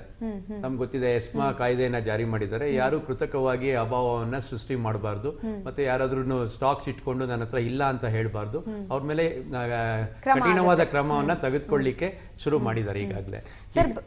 ಈಗಾಗಲೇ ಶುರು ಮಾಡಿದ್ದಾರೆ. ಮತ್ತೆ ಯಾರ ಹತ್ರ ಗ್ಯಾಸ್ ಆಗ್ಲಿ ಅಥವಾ ಪೆಟ್ರೋಲ್ ಆಗ್ಲಿ ಸ್ಟಾಕ್ ಇಟ್ಕೊಂಡು ನನ್ನ ಹತ್ರ ಸ್ಟಾಕ್ ಇಲ್ಲ ಅಂತ ಅವ್ರು ಹೇಳಿಕ್ ಬರೋಲ್ಲ. ಎಸ್ಮಾ ಕಾಯ್ದೆ ಬಹಳ ತುಂಬಾ ಸ್ಟ್ರಿಕ್ಟ್ ಆಗಿದೆ. ಜನರಿಗೆ ತೊಂದರೆ ಕೊಡಬಾರ್ದು. ತನ್ನ ಹತ್ರ ಏನ್ ದಾಸ್ತಾನ್ ಇದೆ ದಾಸ್ತಾನ ಕ್ಲಿಯರ್ ಮಾಡಿ, ನನ್ನ ಹತ್ರ ಏನು ಇಲ್ಲ ಈ ಖಾಲಿ ಇದೆ ಅಂತಂದಾಗ ಅವ್ರು ಬಾಗಿಲು ಹಾಕೊಂಡು ಕೂತ್ಕೊಳ್ಳೋದ್ರಲ್ಲಿ ಅರ್ಥ ಇದೆ. ಈ ಆ ತರ ಮಾಡ್ಲಿಕ್ಕೆ ಆಗೋಲ್ಲ. ಈಗ ಕೇಂದ್ರ ಸರ್ಕಾರದಿಂದ ಎಸ್ಮಾ ಜಾರಿ ಆದ್ಮೇಲೆ ಇಲ್ಲಿ ನಮ್ಮ ರಾಜ್ಯ ಸರ್ಕಾರದವರು ಕೂಡ ಎಲ್ಲ ಡಿಸಿಗಳಿಗೂ ಕೂಡ ಇನ್ಫಾರ್ಮೇಶನ್ ಕೊಟ್ಟಿದ್ದಾರೆ. ಎಲ್ಲ ಡಿಸಿಗಳು ಕಾರ್ಯೋನ್ಮುಖ ಆಗಿದ್ದಾರೆ ಅಂತ ನಾನು ಅನ್ಕೊಂತೀನಿ. ಪ್ರತಿಯೊಂದು ಜಿಲ್ಲೆಯಲ್ಲೂ ಕೂಡ ಪ್ರತಿಯೊಂದು ಡಿಸಿ ಏನಿದೆ ಡೆಪ್ಯೂಟಿ ಕಮಿಷನರ್ಸು ಅವರು ಕೂಡ ಈ ತರ ಎಲ್ಲೂ ಅಭಾವ ಸೃಷ್ಟಿ ಆಗದೆ ಇರೋ ಹಾಗೆ ನೋಡ್ಕೊಳ್ತಾ ಇದ್ದಾರೆ ಅಂತ ನನ್ನ ಅನಿಸಿಕೆ. ಎಸ್ ಸರ್, ನಾನು ನಿಮ್ಮ ಹತ್ರ ಮಾತನಾಡ್ತಾ ಹೋಗ್ತೀನಿ. ಯಾಕಂತಂದ್ರೆ ಇವಾಗ ಸದ್ಯಕ್ಕೆ ಆಗ್ತಾ ಇರುವಂತಹ ಗ್ಯಾಸ್ ಪ್ರಭಾವದ ಕುರಿತಾಗಿ, ಅಭಾವದ ಕುರಿತಾಗಿ ಒಂದು ಬ್ರೇಕಿಂಗ್ ಇದೆ, ನೋಡ್ಕೊಂಡ್ಬರೋಣ. LPGಗೆ ಸೆಡ್ ಹೊಡೆಯುತ್ತಾ ಎಥನಾಲ್ ಸ್ಟವ್ ಅನ್ನುವಂತ ಪ್ರಶ್ನೆ ಕಾಡ್ತಾ ಇದೆ. ಗ್ಯಾಸ್ ಗಲಾಟೆ ಮಧ್ಯೆ ಈಗ ಎಥನಾಲ್ ಬಗ್ಗೆ ಚರ್ಚೆ ಕೂಡ ಆಗ್ತಾ ಇದೆ. ಪರ್ಯಾಯ ಮಾರ್ಗದತ್ತ ಗಮನವನ್ನ ಕೊಡೋದಕ್ಕೆ ಸಲಹೆಗಳು ಬರ್ತಾ ಇದೆ. ಮಾಜಿ ಸಚಿವ ಉದ್ಯಮಿ ಮುರುಗೇಶ್ ನಿರಾಣಿ ಕುರಿತಾಗಿ ಸಲಹೆಯನ್ನ ಕೊಟ್ಟಿದ್ದಾರೆ. 2004ರಲ್ಲಿ ಎಥನಾಲ್ ಸ್ಟವ್ ಅಭಿವೃದ್ಧಿಪಡಿಸಲಾಗಿದೆ. ದೇಶೀಯವಾಗಿ ಎಥನಾಲ್ ಸ್ಟವ್ಗಳನ್ನು ಅಭಿವೃದ್ಧಿಪಡಿಸಲಾಗಿರುವಂಥದ್ದು. ಎಥನಾಲ್ ಸ್ಟವ್ಗಳು ಸೀಮೆ ಎಣ್ಣೆ ಮಾದರಿಯ ಸರಳ ಮತ್ತು ಜನಸ್ನೇಹಿ ಸ್ಟವ್ಗಳು. LPGಗೆ ಬದಲಾಗಿ ಎಥನಾಲ್ ಸ್ಟವ್ ಅನ್ನ ಬಳಕೆ ಮಾಡಿಕೊಳ್ಳೋದಕ್ಕೆ ಉತ್ತಮವಾದಂತಹ ಸಲಹೆಯನ್ನ ಕೂಡ ಕೊಟ್ಟಿದ್ದಾರೆ ಇದೀಗ ಮುರುಗೇಶ್ ನಿರಾಣಿ. ಗ್ಯಾಸ್ ಗಲಾಟೆ ಮಧ್ಯೆ ಈಗ ಎಥನಾಲ್ ಚರ್ಚೆ ಕೂಡ ಆಗ್ತಾ ಇದೆ. ಪರ್ಯಾಯ ಮಾರ್ಗದತ್ತ ಗಮನವನ್ನ ಕೊಡೋದಕ್ಕೆ ಸಲಹೆಗಳು ಕೂಡ ಬರ್ತಾ ಇದೆ. ಮಾಜಿ ಸಚಿವ ಉದ್ಯಮಿ ಮುರುಗೇಶ್ ನಿರಾಣಿ ಈ ಕುರಿತಾಗಿ ಸಲಹೆಯನ್ನ ಕೊಟ್ಟಿರುವಂತದ್ದು. 2004ರಲ್ಲಿ ಎಥನಾಲ್ ಸ್ಟವ್ ಅನ್ನ ಅಭಿವೃದ್ಧಿಪಡಿಸಲಾಗಿತ್ತು. ದೇಶೀಯವಾಗಿ ಎಥನಾಲ್ ಸ್ಟವ್ಗಳನ್ನ ಅಭಿವೃದ್ಧಿಪಡಿಸಲಾಗಿದೆ.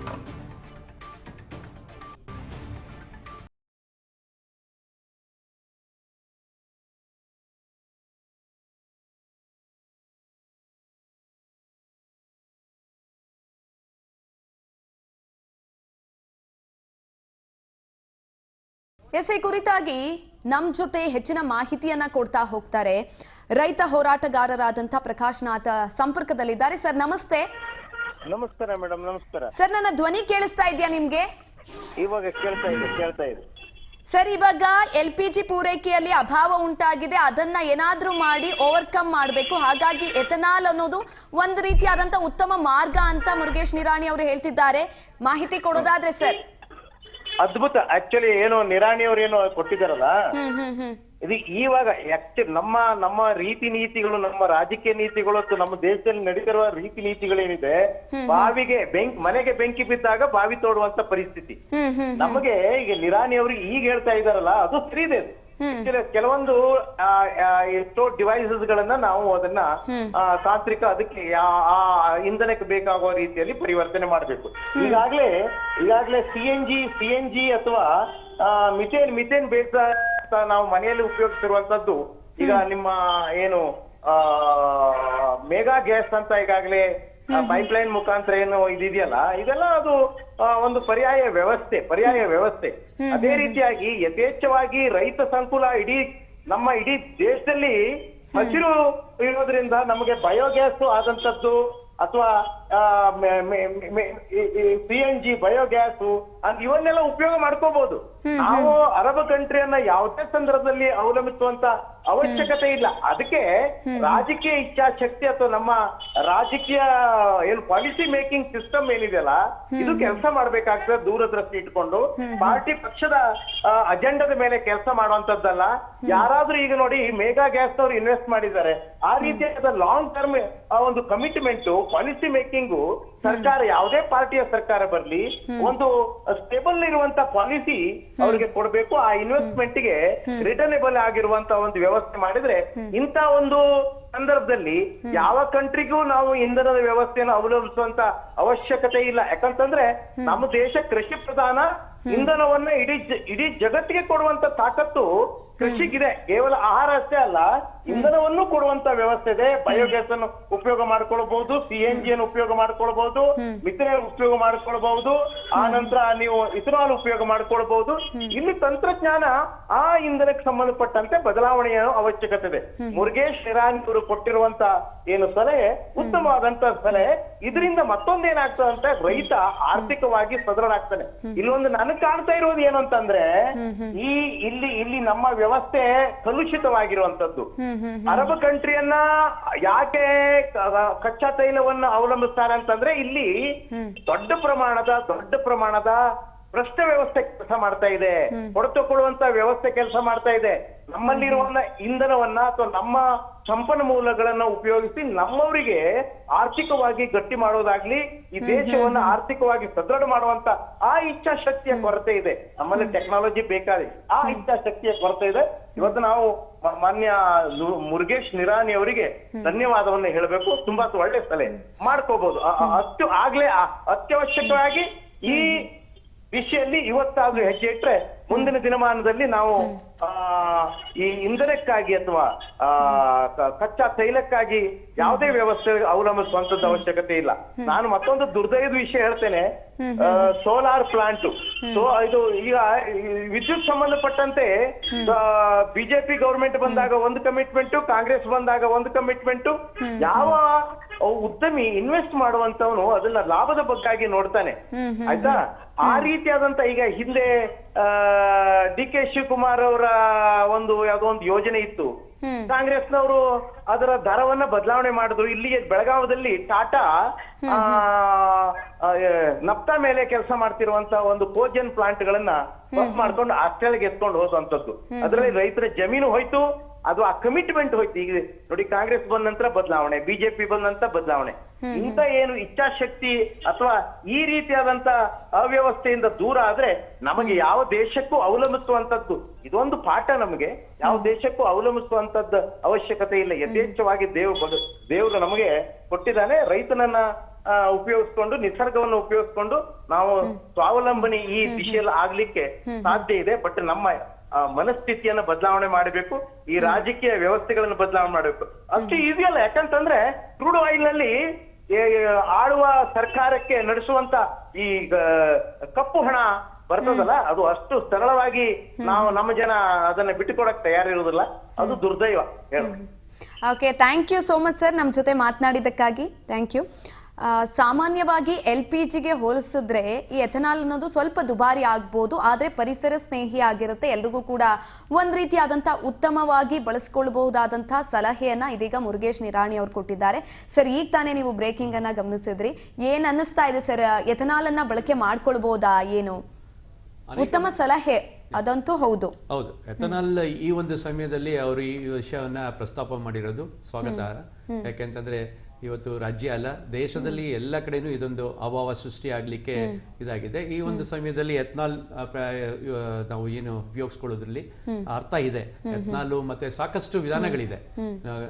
ಗ್ಯಾಸ್ಗಳು ಹೇಳ್ಬೋದು, ಮತ್ತೆ ಇದು ಕಟ್ಟಿಗೆಯಿಂದ ಮಾಡುವಂತದ್ದಾಗಿರ್ಬೋದು. ರೈತರಿಗೂ ಕೂಡ ಅನುಕೂಲ ಆಗುತ್ತೆ, ಪೆಟ್ರೋಲ್ ಡೀಸೆಲ್ ಆಮದು ಕಡಿಮೆ ಆಗುತ್ತೆ.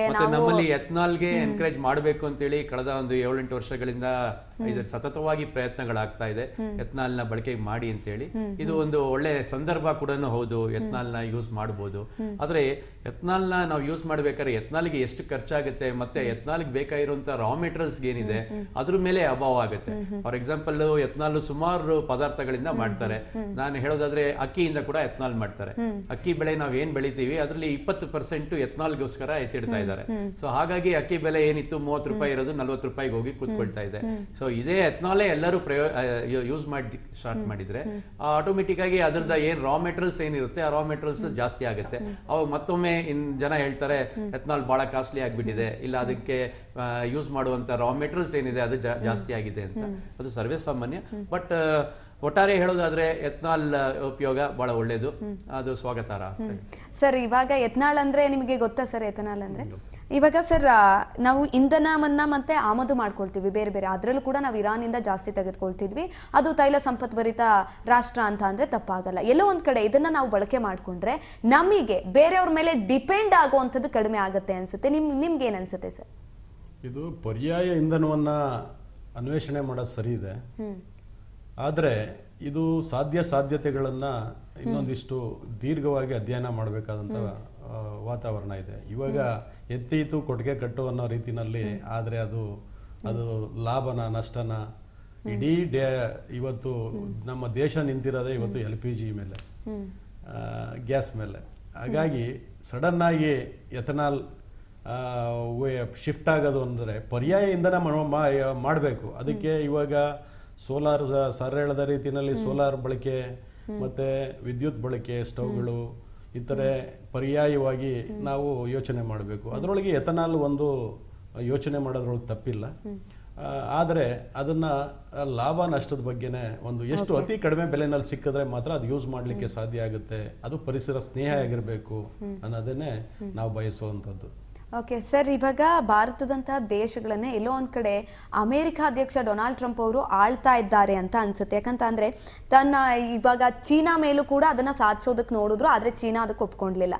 ಅದು ಇರಾನ್ನ ಹೊರತುಪಡಿಸಿ ಬೇರೆ ಬೇರೆ ದೇಶಗಳು, ರಾಷ್ಟ್ರಗಳು ಯಾವ್ದೆಲ್ಲ ಇತ್ತು ಅದನ್ನ ಎನ್ಕ್ಯಾಚ್ ಮಾಡ್ತು, ಅಲ್ಲಿಂದ ತೈಲವನ್ನ ತರಿಸ್ಕೊಳ್ಳೋದಕ್ಕೆ ಮುಂದಾಯ್ತು. ಆದ್ರೆ ನಮ್ಮ ಭಾರತ ಮಾತ್ರ ಇರಾನ್ ಮೇಲೆ ಡಿಪೆಂಡ್ ಆಯ್ತು. ಇದೀಗ ರಷ್ಯಾವನ್ನು ಕೂಡ ಕಳ್ಕೊಂತು ಅಮೆರಿಕ ಮಾತು ಕೇಳಿ. ಇವಾಗ ಮತ್ತೆ ಅಮೆರಿಕ 30 ದಿನದ ಗಡುವನ್ನ ಕೂಡ ಕೊಟ್ರು. ಎಲ್ಲೋ ಒಂದ್ ಕಡೆ ಭಾರತ ಶರಣಾಗ್ತಾ ಇದೆಯಾ ಅಂತ ಅಮೆರಿಕಾಗೆ?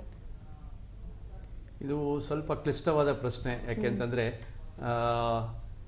ಅವರು ಟ್ರಂಪ್ ದಿನನಿತ್ಯ ಒಂದೊಂದು ಹೇಳಿಕೆಗಳನ್ನ ಕೊಟ್ಟು ಗೊಂದಲವನ್ನ ಸೃಷ್ಟಿ ಮಾಡ್ತಾ ಇದ್ದಾರೆ. ಇವತ್ತು ನಮ್ಮ ಪ್ರಧಾನಮಂತ್ರಿಗಳು ಇಸ್ರೇಲ್ಗೆ ಹೋಗಿ ಮಾತಾಡ್ಕೊಂಡು ಬಂದ್ರು. ಕಾರಣ ಏನು?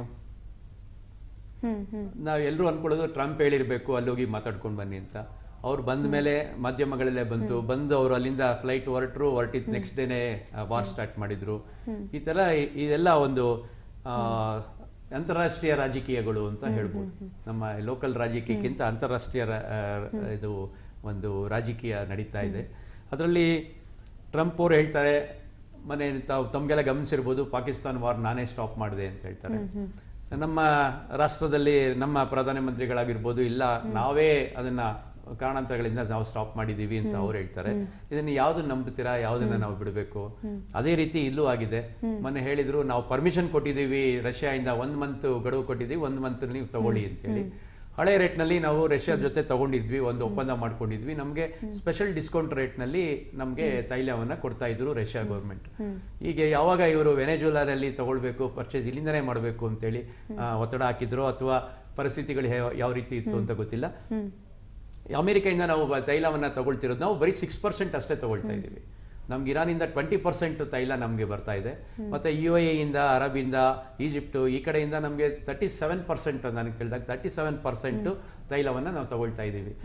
ಅದು ನಾವು ತಗೊಳ್ತಾ ಇದ್ದಿದ್ದು ಇವರಿಂದ ಒಂದು 10% ಮಾತ್ರ ರಷ್ಯಾದಿಂದ ತಗೊಳ್ತಿದ್ದು. ಅದು ಒಂದು ಸ್ನೇಹದ ಒಡಂಬಡಿಕೆಯಿಂದ ಅವರು ಸ್ಪೆಷಲ್ ಡಿಸ್ಕೌಂಟ್ ರೇಟ್ನಲ್ಲಿ ನಮಗೆ ಕೊಡ್ತಾ ಇದ್ರು, ಅದೆಲ್ಲರಿಗೂ ಗೊತ್ತೇ ಇದೆ. ಯಾವಾಗ ನಾವು ಇಲ್ಲಿ ಸ್ಟಾಪ್ ಮಾಡಿ ಅಮೆರಿಕಾದವ್ರ ಜೊತೆ ತಗೊಂಡ್ವಿ, ಅವರು ಸ್ಪೆಷಲ್ ಡಿಸ್ಕೌಂಟ್ ಕೊಡೋದಿಲ್ಲ ಅಂತ ಹೇಳಿದ್ದಾರೆ.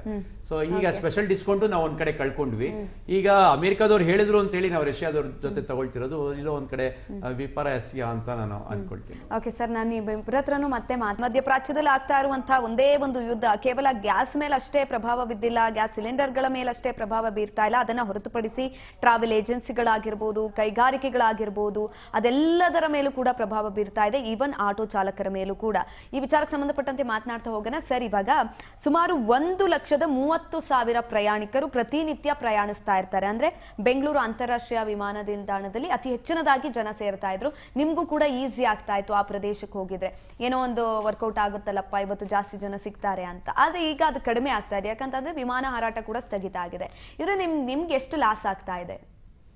ಆ್ಯಕ್ಚುಲಿ ನಾನು ಆಟೋ ಸಂಬಂಧಪಟ್ಟಿದ್ದು ಅಲ್ಲಿವರೆಗೆ ನಮಗೆ ಪರ್ಮಿಷನ್ ಇಲ್ಲ, ಇಂಟರ್ನ್ಯಾಷನಲ್ ಏರ್ಪೋರ್ಟ್ವರೆಗೆ ಪರ್ಮಿಷನ್ ಇಲ್ಲ. ಬೆಂಗಳೂರು ನಗರದಲ್ಲಿ ಇವತ್ತು 2.5 - 3 ಲಕ್ಷ ಆಟೋ ರಿಕ್ಷಾಗಳಿವೆ. ದಿನನಿತ್ಯ ಒಂದು ಗಾಡಿನಲ್ಲಿ 10 ರಿಂದ 20 ಜನ ಪ್ರಯಾಣಿಕರನ್ನ ನಾವು ಸಾಗಾಟ ಮಾಡ್ತೀವಿ. ಅಂದರೆ ಹೆಚ್ಚು ಕಡಿಮೆ ಒಂದು 6 ಲಕ್ಷದಷ್ಟು 60 ಲಕ್ಷದಷ್ಟು ನಾವು ಹೆಚ್ಚು ಕಡಿಮೆ ಪ್ರಯಾಣಿಕರನ್ನ ಒಂದು ಕಡೆಯಿಂದ ಇನ್ನೊಂದು ಕಡೆಗೆ ಸಾಗಾಟ ಮಾಡ್ತಾ ಇದ್ದೀವಿ. ಆ ಸಾಗಾಟದಲ್ಲಿ ಇವತ್ತು ಕಡಿಮೆ ಆಗ್ತಾ ಇದೆ. ಕಾರಣ ಏನಂದ್ರೆ ಈ ಆತಂಕ. ಇವಾಗ ಈ ರೀತಿ ಬೆಲೆ ಹೆಚ್ಚಳ ಆಗ್ತಾ ಇರೋದ್ರಿಂದ ಎಲ್ಲಿ ಡ್ರೈವರ್ಗಳು ಜಾಸ್ತಿ ಕೇಳ್ತಾರೋ ಅನ್ನೋದನ್ನ ಆತಂಕ ಇವತ್ತು ಪ್ರಯಾಣಿಕರಲ್ಲೂ ಆಗಿದೆ. ಹಾಗಾಗಿ ಸಾಧ್ಯವಾದಷ್ಟು ಪ್ರಯಾಣಿಕರು ಸಹ ಕಡಿಮೆ ಆಗ್ತಾ ಇದ್ದಾರೆ. ನಮಗೆ ಇದರಿಂದ ನಮಗೆ ನಮ್ಮ ಹೊಟ್ಟೆ ಮೇಲೆ ಹೊಡೆಯುವಂತ ಕೆಲಸ ನಡೀತಾ ಇದೆ, ಜಾಸ್ತಿ ಆಗ್ತಾ ಇದೆ. ನಿಮಗೂ ಕಷ್ಟ ಆಗ್ತಾ ಇದೆ, ಯಾಕಂತಂದ್ರೆ ಪ್ರಯಾಣಿಕರು ಬರ್ಲಿಲ್ಲ ಅಂದ್ರೆ ನಿಮಗೆ ಆಬ್ವಿಯಸ್ಲಿ ಈಗ ಆಲ್ರೆಡಿ ಲಾಸ್ ಅಲ್ಲಿ ನಡೀತಾ ಇರುತ್ತೆ. ಕೆಲವೊಮ್ಮೆ ಯಾರು ಬರಲ್ಲ.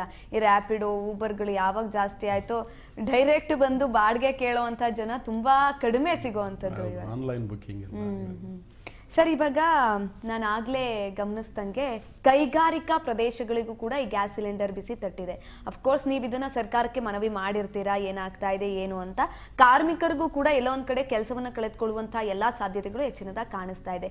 ಏನ್ ಆಕ್ಷನ್ಸ್ ತೆಗೆದುಕೊಳ್ತಾ ಇದ್ದೀರಾ? ಇದು ನಮ್ಮ ಅವ್ರಿಗೆ ತೊಂದರೆ, ಇವ್ರಿಗೆ ತೊಂದರೆ ಅಂತಲ್ಲ, ಇಂಡಸ್ಟ್ರಿಗೂ ತೊಂದರೆ ಆಗ್ತಿದೆ, ಸಾಮಾನ್ಯ ವರ್ಗದ ಜನರಿಗೂ ತೊಂದರೆ ಆಗ್ತಿದೆ, ರೈತರಿಗೆ ತೊಂದರೆ ಆಗ್ತಾ ಇದೆ.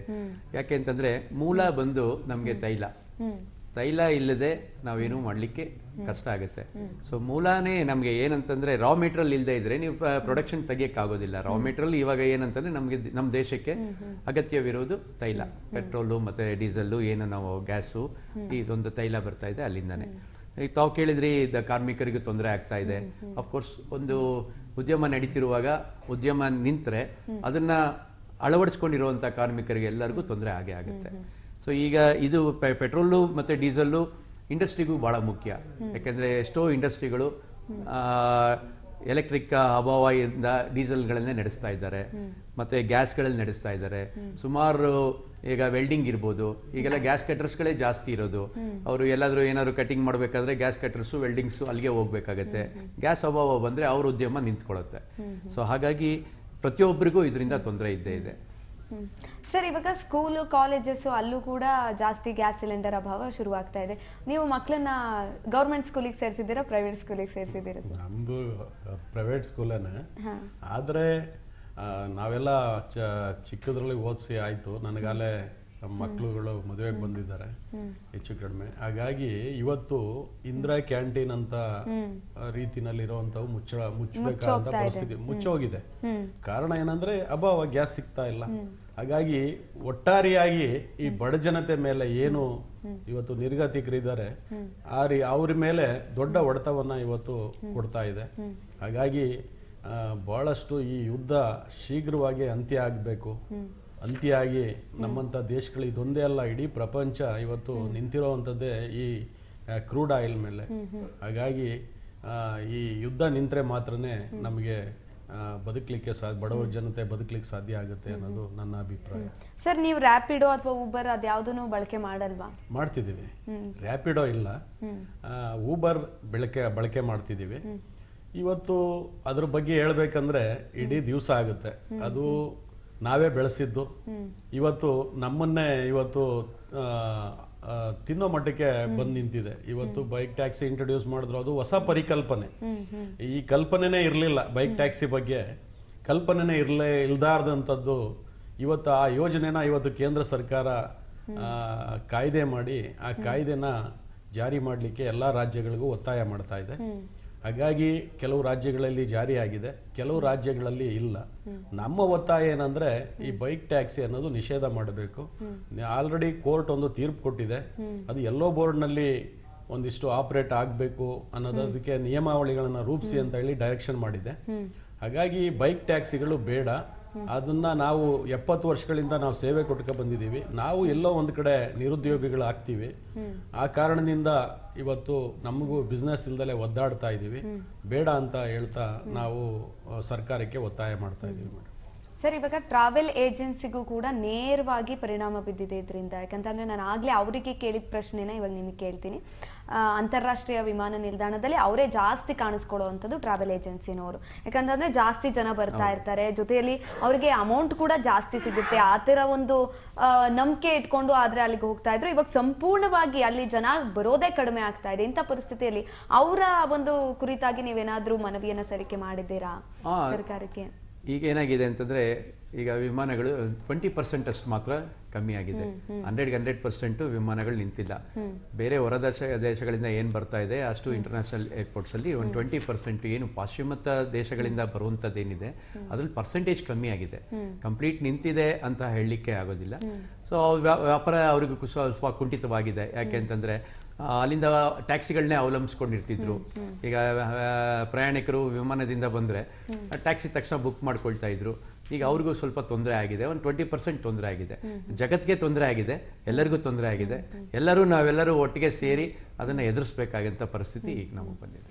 ಸರ್, ಇವಾಗ ಬೇರೆ ರಾಜ್ಯದಲ್ಲಿ ಯಾವ ರಾಜ್ಯದಲ್ಲೂ ಪ್ರಾಬ್ಲಮ್ ಅಂತ ನಾನು ಸ್ಟಾರ್ಟಿಂಗೇ ಹೇಳಿದೆ ನಿಮಗೆ. ಆದರೆ ನಮ್ಮಲ್ಲಿ ಮಾತ್ರ ಆಗ್ತಾ ಇದೆ. ಎಲ್ಲೋ ಒಂದು ಕಡೆ ನೀವು ಎಲ್ಲ ಸುಮ್ಮನೆ ಥಿಂಕ್ ಮಾಡಿಕೊಂಡು ನಮ್ಗೆ ಆಗಲ್ಲ, ಸುಮ್ಮನೆ ಎಲ್ಲೋ ಒಂದು ಕಡೆ ಗ್ಯಾಸ್ ಅಭಾವ ಶುರುವಾಗ್ಬಿಡುತ್ತೆ, ಹಾಗಾಗಿ ಒಂದು ಸ್ಟಾಕ್ ಇಟ್ಕೊಳ್ಳೋಣ, ಅಥವಾ ನಿಮಗೆ ಅಷ್ಟೊಂದು ಅಭಾವ ಆಗ್ದಲೇ ಇರ್ಬೋದು. ಯಾಕಂತಂದ್ರೆ ಬೇರೆ ಬೇರೆ ಕಡೆನಲ್ಲೂ ಆಟೋ ಬಳಸ್ತಾರೆ, ಅಲ್ಲಿ ಎಲ್ಲೂ ಕೂಡ ಇಷ್ಟೊಂದು ಪ್ರಾಬ್ಲಮ್ ಆಗ್ತಿಲ್ಲ. ಯಾಕೆ ನಮ್ಮಲ್ಲಿ ಮಾತ್ರ ಹಿಂಗೆ?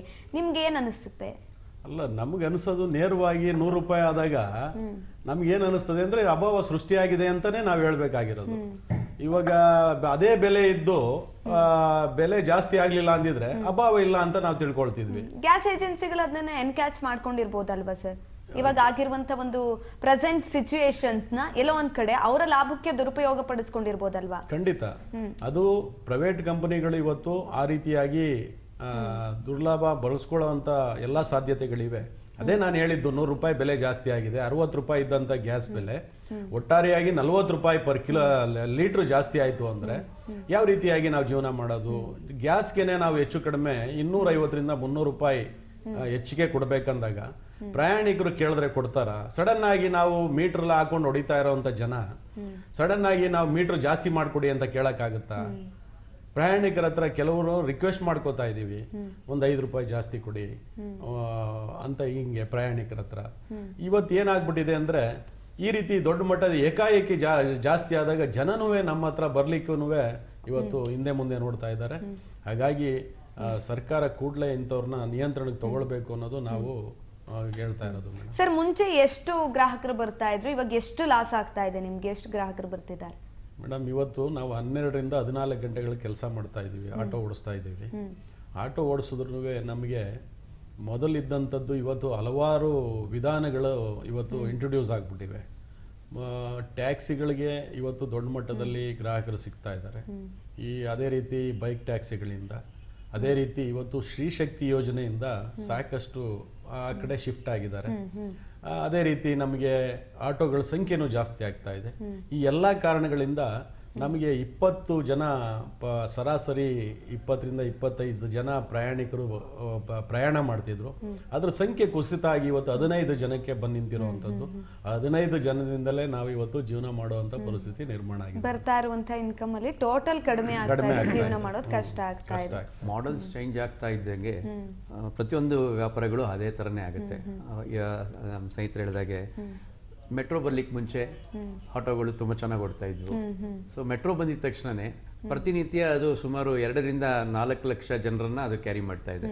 ಆ 4 ಲಕ್ಷ ಜನದಲ್ಲಿ ಕನಿಷ್ಠ ಒಂದು 30% ತಗೊಂಡ್ರು ಸುಮಾರು ಒಂದು 12ರಿಂದ 15 ಸಾವಿರ ಜನರದ್ದು ಆಟೋಗಳಿಗೆ ಹೋಗುವಂಥದ್ದು ತಪ್ಪಿತ್ತು. ಸೊ ಆಗ್ಲೂ ನಡೀತಾ ಇದೆ, ಈಗಲೂ ನಡೀತಾ ಇದೆ, ಮುಂದೆನೂ ನಡೀತಾ ಇರುತ್ತೆ. ಮೆಥಡ್ಸ್ಗೂ ಚೇಂಜ್ ಆಗ್ತಾ ಹೋಗ್ತಾ ಇರುತ್ತೆ ಅಂತ ನನ್ನ ಅನಿಸಿಕೆ. ಯಾಕೆಂತಂದ್ರೆ ಊಬರು ಟ್ಯಾಕ್ಸಿಗಳು ಬರ್ಲಿಕ್ಕೆ ಮುಂಚೆ ಆಟೋನ ಒಂದನ್ನೇ ನಾವು ಅವಲಂಬಿಸ್ಕೊಂಡಿದ್ವಿ.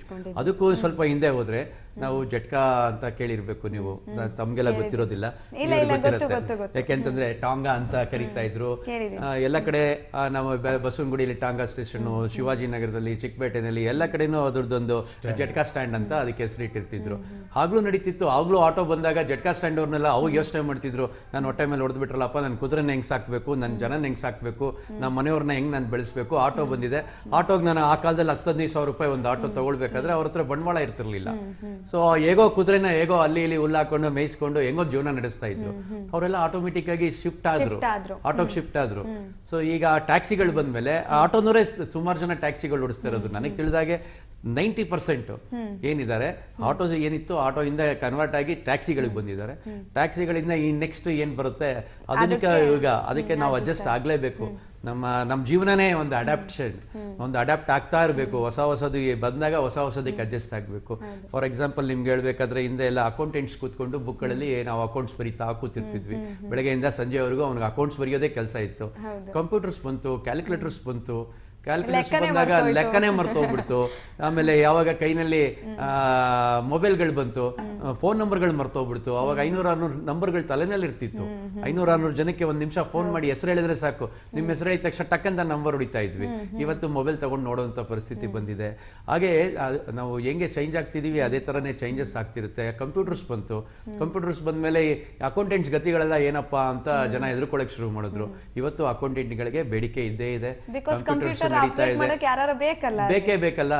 ಸೊ ಈಗ ನೆಕ್ಸ್ಟ್ ಕಂಪ್ಯೂಟರ್ಸ್ ಆಯ್ತು, ಕಂಪ್ಯೂಟರ್ಸ್ ಆದ್ಮೇಲೆ ಸೂಪರ್ ಕಂಪ್ಯೂಟರ್ಸ್ ಬಂತು, ಸೂಪರ್ ಕಂಪ್ಯೂಟರ್ಸ್ ಆಯ್ತು. ಇವಾಗ ಎಐಗಳು ಬರ್ತಾ ಇದೆ. ಎಐಗಳು ಬರ್ತಾ ಇದ್ರೆ ಈಗೆಲ್ಲ ಸಾಫ್ಟ್ವೇರ್ಗಳು ನೀವು ಹೊಟ್ಟೋಗುತ್ತೆ ಜನ ಯೋಚನೆ ಮಾಡ್ತಿದ್ದಾರೆ. ಈಗ ಎಐಗೆ ಎಲ್ಲರೂ ಅಡ್ಜಸ್ಟ್ ಆಗ್ತಾ ಇದ್ದಾರೆ. ಮುಂದೆ ಇನ್ನು ಮುಂದೆ ಹೋಗ್ತಾ ಇನ್ನು ಏನೇನು ಬರುತ್ತೋ ಗೊತ್ತಿಲ್ಲ. ನಾವು ಇರೋ ತನಕ ನಮ್ಮ ಮನುಷ್ಯ ಜೀವನ ಏನು ಅಂತಂದ್ರೆ ಅಕ್ಸೆಪ್ಟೆನ್ಸ್ ಅಂಡ್ ಅಡಾಪ್ಟೆನ್ಸ್. ನಮ್ಮಲ್ಲಿ ಏನ್ ಬಂದ್ರು ಅಕ್ಸೆಪ್ಟ್ ಮಾಡ್ಕೊಳ್ಬೇಕು. ಅದಕ್ಕೆ ತಕ್ಕಂಗೆ ನಾವು ಅಡಾಪ್ಟ್ ಮಾಡ್ಕೊಂಡು ನಾವು ಜೀವನ ನಡೆಸಬೇಕು. ತಲೆ ಮೇಲೆ ಏನೋ ಬಿದ್ದೋಯ್ತಪ್ಪ ಅಂತ ಹೇಳಿದ್ರೆ ಬಿದ್ದಂಗೆ ಇರ್ತೀವಿ, ನಾವು ಮೇಲಕ್ಕೆ ಹೋಗೋದೇ ಇಲ್ಲ. Exactly sir.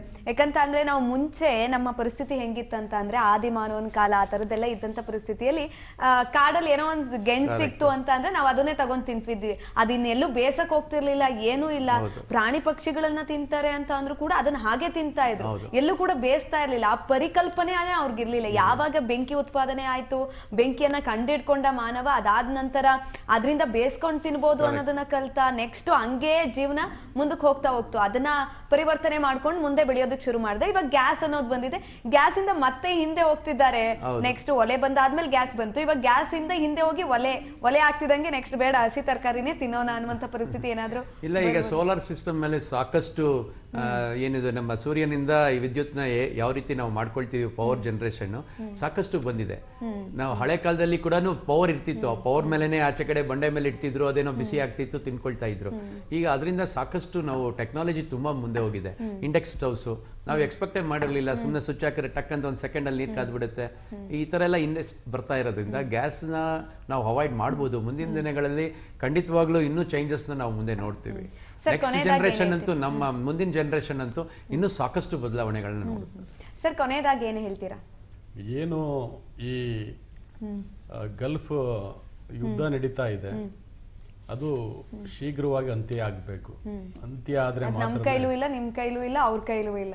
ಇಲ್ಲ, ಆಗುತ್ತೆ, ಸಾಧ್ಯತೆ ಇದೆ.